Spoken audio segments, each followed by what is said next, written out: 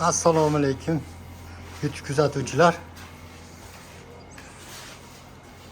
Vodiy kenariga xushyorlar bugun. Bugungi mavzuyimiz Toshkent shahridamiz, o'zimizda. Toshkent shahrida kuniga qancha pul topsa bo'ladi? Ustachilik qilib, mardikor bozoriga chiqib, shu vaqtda vlog olib ketamiz. Xudo xolasa, O'lmasbek, yerda Dilshodbek degan bola bor. Orqada operator bor, admin. Xudo xolasa shunaqa videoroliklar kun davomida yuklab boramiz. Kimda shunaqa xizmatlar bo'lsa, nima ishlar keladi usta qo'limizdan? Biz vodiyda, usta vodiyda, hozir Toshkent shahariga kelgan bemalol ustachilarim qo'ldan keladi. Aloqaga chiqarasizlar. Mana shu yerda ustaning nomerlari bo'ladi. Usta, xizmatlarni aytib keting. Xizmatlar, beton ishlari, shuvoq ishlari, shpakilovka, aboy, tarket, laminat.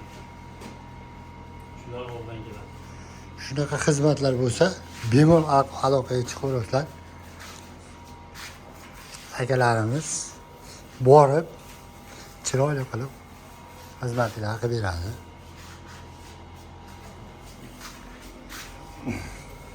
Bu nima uchun skotch ko'p qo'yilgan usta? Bu iborkaga oson bo'lishi uchun eshikning chetlariga kraska chiqib ketmasligi uchun. Ha, eshikka kraska chiqib ketmasligi uchun. Dilshodbek ukamizni mana bugundan sapini yetib oldik. Xudo xolasa, ukamizni ham Instagramlarini yuritamiz. Xudo xolasa, akamizni ham Instagram sahifasini mana yerga yozib qo'yamiz. Bemalol bizning Instagramdan ham o'tib kuzatishingiz mumkin. Shunaqa ishlarni qo'yib boryapmiz, xudo xolasa hozircha. Bugun biz Toshkent shahar, bu yerda manzil nima, Dilshodbek? Yakkasaroyda kichkinagina xonadonchani kraska qilish kerak ekan. Bir kunlik ish bor ekan. Videoda oxirida necha pulga tushganligi haqida ma'lumot beradi ustamiz. Kvartira narxlari, oziq-ovqat narxlari shularni ham yoritib boramiz, xudo xolasa.